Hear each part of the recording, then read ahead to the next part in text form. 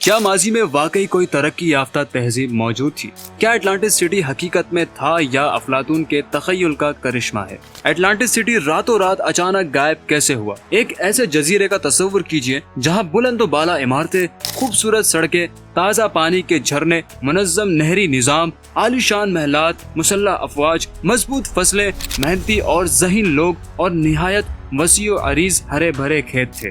سارا نظام بخوبی چل رہا تھا کہ ایک دن اچانک زمین لرزنے لگی۔ زلزلے کی شدت سے تمام عمارتیں اور محلات زمین بوس ہو گئے۔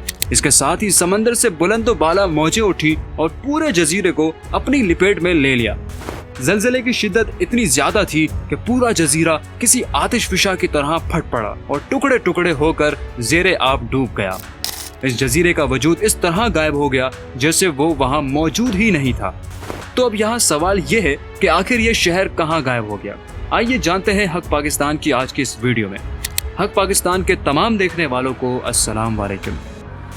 ناظرین، اگرچہ اٹلانٹس کی باقیات تلاش کرنے کے لیے سینکڑوں کوششیں کی جا چکی ہیں، لیکن حال ہی میں ٹھوس سائنسی بنیادوں پر یہ کام کیا گیا ہے اور چند ایسے شواہد دریافت ہوئے ہیں جن کے بارے میں ماہرین پر امید ہے کہ یہ اٹلانٹس سے متعلق ہو سکتے ہیں۔ مشہور فلسفی اور تاریخ دان افلاطون نے اپنی کتاب ہسٹری میں ایک گمشدہ شہر اٹلانٹس کے بارے میں لکھا، جس کی وجہ سے آج تک ماہرین تحقیق میں مصروف ہیں۔ افلاطون نے لکھا کہ یہ گمشدہ شہر بحر اوقیانوس میں واقع بہاماس کے علاقے میں ایک بہت بڑے جزیرے پر آباد تھا۔ اس جزیرے پر ایک عظیم الشان تہذیب قائم تھی اور یہاں کے لوگ انتہائی ترقی یافتہ تھے۔ بلکہ افلاطون اور اس نظریے پر کام کرنے والے ماہرین کے مطابق انہوں نے سائنس اور ٹیکنالوجی کے کچھ میدانوں میں ایسی ترقی اور کچھ ایسا عروج حاصل کر لیا تھا جس کا آج بھی سائنسدان خواب ہی دیکھ سکتے ہیں۔ انہوں نے ناقابل یقین وزن کی چٹانوں کے ذریعے انتہائی اونچی اور نفیس عمارتیں بنا لی تھی۔ انہوں نے شیشوں سے توانائی حاصل کرنے کا طریقہ بنا لیا تھا۔ ان کے مال بردار تجارتی بحری جہاز ساری دنیا میں جاتے تھے اور ان کے شہر سونے، چاندی اور دوسری قیمتی اشیاء سے بھرے ہوئے تھے۔ کہتے ہیں کہ ہر عروج کو زوال آتا ہے، ٹھیک اسی طرح ان کے عروج کو بھی زوال آ گیا، اور ایسا سالوں اور مہینوں میں نہیں بلکہ دن کے ایک حصے میں ہو گیا۔ ان کی حیران کن ترقی اور عروج نے ہی ان کو کھا لیا اور وہ افسانوی شہر یوں غائب ہو گیا کہ آج تک سینکڑوں تحقیق دانوں نے اس کی باقیات کھوجنے میں اپنی زندگیاں صرف کر دی، مگر کوئی واضح نشان نہیں مل سکا۔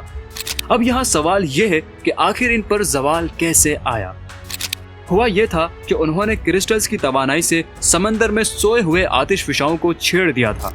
یوں آتش فشاں پھٹ پڑے جس سے شدید زلزلے اور اس کے نتیجے میں انتہائی شدید سونامی طوفان نے جنم لیا، جس نے پورے جزیرے کو غرقاب کر دیا۔ بے شک یہ ایک روایت ہے، لیکن افلاطون کے مقام اور اس کی علمیت کے پیش نظر 2000 سالوں میں کسی نے بھی اس روایت کو یکسر نہیں جھٹلایا۔ پھر وقتاً فوقتاً اس روایت کے حق میں کئی ایسے ثبوت بھی ملتے رہے جس سے اس نظریے کو نئی زندگی ملتی رہی۔ افلاطون کی کتاب کے بعد آج تک اس افسانوی شہر کو ادیبوں نے اپنے ناولوں میں زندہ رکھا، اور ہالی ووڈ کی کئی مشہور سائنس فکشن موویز بھی اٹلانٹس پر بنی اور کامیاب ہوئی۔ اٹلانٹس سے متعلق معلومات کی دنیا تک رسائی صرف اور صرف افلاطون ہی کی مرہون منت ہے۔ افلاطون سقراط کا شاگرد اور ارسطو کا استاد تھا۔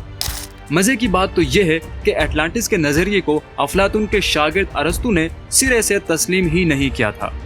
اٹلانٹس کا شہر ایک جزیرے کے عین درمیان میں تھا اور موجودہ پیمانوں کے حساب سے یہ ایک ہموار سطح پر 17 کلومیٹر کے رقبے پر محیط تھا۔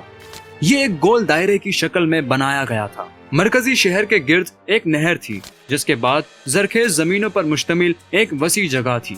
اس کے باہر ایک اور نہر تھی جس کا مقصد دریاؤں اور پہاڑی جھرنوں سے آنے والا پانی جمع کرنا تھا۔ اس کے بعد خشکی کا ایک اور ٹکڑا تھا۔ سب سے بڑے اور بیرونی حلقے کے قریب ایک بہت بڑی فصیل تھی جو بیرونی حلقے سے 5.5 میل دوری پر ایک دائرے کی شکل میں تھی۔ خشکی اور پانی کے درمیان رابطے کے لیے 100 فٹ چوڑے پل تھے۔ شہر کے عین درمیان میں مرکزی پہاڑی کی چوٹی پر بادشاہ کا عالی شان محل تھا اور اس کے گرد ایک حفاظتی دیوار تھی۔ اس کے گرد بھی ایک دائرے نما نہر تھی، یعنی پانی اور خشکی کے دائرے بنے ہوئے تھے۔ افلاطون کے مطابق اٹلانٹس کے لوگ بہت طاقتور اور شریف النفس تھے اور یہ جزیرہ قدرتی وسائل سے مالا مال تھا۔ اٹلانٹس کی تہذیب افلاطون کے زمانے سے 9000 سال قبل یعنی کہ آج سے تقریباً 11400 سال قبل موجود تھی۔ अफलातून के बकौल एटलांटिस का जजीरा बहरे ओकियानूस अटलांटिक ओशियन में हरकुलेस की सुतूनों के मुखालिफ सिमत में वाक़ था। इस तहजीब के अंजाम के बारे में तमाम कदीम और जदीद माहिरीन की राय तकरीबन एक जैसी है, यानी शदीद जलजला, आसमान से बरसती आग और हैबतनाक समंदरी मौजें यानी कि सुनामी ही इस तहजीब की तबाही का सबब बनी और यूं वो अजीम शान तहजीब गरकाब हो गई। कदीम माहिरीन के मुताबिक आसमान से आग बरसी थी, जबकि जदीद माहिरीन की राय में वहाँ आतिशफिशां फट पड़ा था। 90 की दिहाई में एक अमरीकी माहिर रॉबर्ट सरमास्ट ने ख्याल पेश किया कि अटलांटिस बहरा रूम के जजीरे कब्रस यानी साइप्रस के जुनूब मशरिक में 80 किलोमीटर के फासले पर समंदर में वाक़ हो सकता है। 10 साल तक इस नजरिए पर काम करने के बाद आखिरकार इसने अक्टूबर 2003 में अपनी किताब अटलांटिस की दरियाफ्त डिस्कवरी ऑफ अटलांटिस शाया की, जिसने अटलांटिस ज़दा हलकों में हलचल मचा कर रख दी। अपने दावे के हक में सरमास्ट ने कम व बेश 50 ऐसे नुकात बयान किए जिनके जरिए इसने अपने नजरिए में मुकालमात अफलातून से मुमासलत साबित करने की कोशिश की। इसकी किताब को हैरत अंगेज पजीराई मिली और इसे इल्मी हलकों में भी सराहा गया। खुशकिस्मती से इस किताब की अशात के कुछ अरसे बाद ही सरमास्ट को इस इलाके का तफसीली साइंसी तज्जिया करने का मौका मिल गया। इसने वहाँ 1 साल तक मुख्तलिफ साइंसी शवाहिद जमा किए। यह तहकीक नवंबर 2004 में मुकम्मल हुई। इन हासिल करदा नक्शों के जरिए इसके नजरियात को खासी पजीराई मिली, क्योंकि इन नक्शों में ऐसे कई तामीराती ढांचे दिखाई दिए जो इंसानी हुनरमंदी से ही मुमकिन हो सकते थे। ये ढांचे और दीवार समंदर में 1500 मीटर की गहराई में पाई गई। अब वो मतलूबा जगह पर एक रिमोट कंट्रोल गाड़ी भेजना चाहते हैं जो इन मकामात की निहायत करीब से हकीकी तस्वीर बना सके, ताकि लोगों को दिखाया जा सके कि ये वाकई अटलांटिस की बाकियात हैं। वो अमला बरदार आबदोस के जरिए माहिरीन के साथ खुद भी इस मकाम को करीब से जाकर देखने के ख्वाहिशमंद हैं।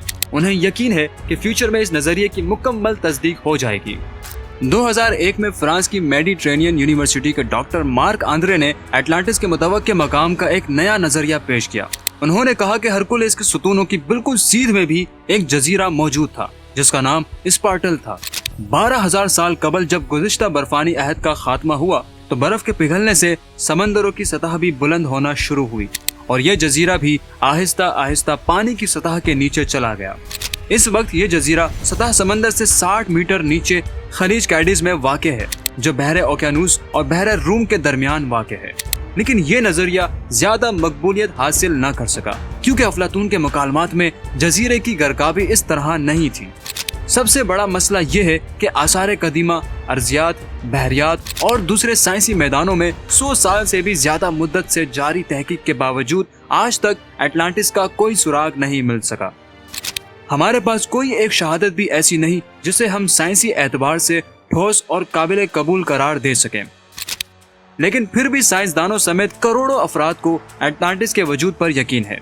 गुज़िश्ता 100 साल के दौरान इस मौजू पर कमोबेश 2000 से जायद किताबें तहरीर की जा चुकी हैं और मुख्तलिफ तबकात में इसके होने या ना होने पर मुसलसल बहस जारी है।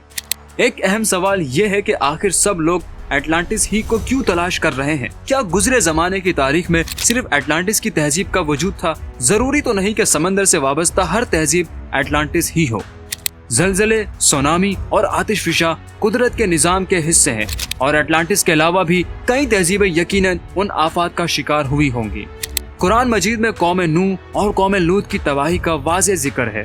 कुरान मजीद में अल्लाह ताला ने कई कौमों की नाफरमानी और तबाही का जिक्र करने के साथ साथ ये भी बताया है कि वो कौमें तुमसे ज्यादा ताकतवर थी। कौम आद के बारे में बताया गया कि वो पत्थरों को तराशने में माहिर थी। मिस्र के अहराम भी तो आखिर किसी हुनरमंद तहजीब ने ही तामीर किए होंगे, इसलिए हम ऐसी किसी तहजीब के वजूद से इनकार भी नहीं कर सकते, मगर अफसोस कि उन्हें तलाश करने की सलाहियत भी नहीं रखते। बहरहाल इस वक्त अटलांटिस के मुतवक्के मकामात में रॉबर्ट सरमास्ट का तजवीज़ करदा मकाम कब्रस और डॉक्टर मार्क आंद्रे का जजीरा स्पार्टल मैदान में है और इनके बारे में तहकीक जारी है। देखते हैं कि किसकी तहकीक सही साबित होती है, या हो सकता है कि कोई नया जजीरा मैदान में आ जाए। तब तक आप भी हमारे साथ इंतजार कीजिए और वीडियो को लाइक, शेयर एंड हक पाकिस्तान चैनल को सब्सक्राइब कीजिए। मजीद ऐसी इंटरेस्टिंग वीडियोस देखने के लिए देखते रहिए हक पाकिस्तान।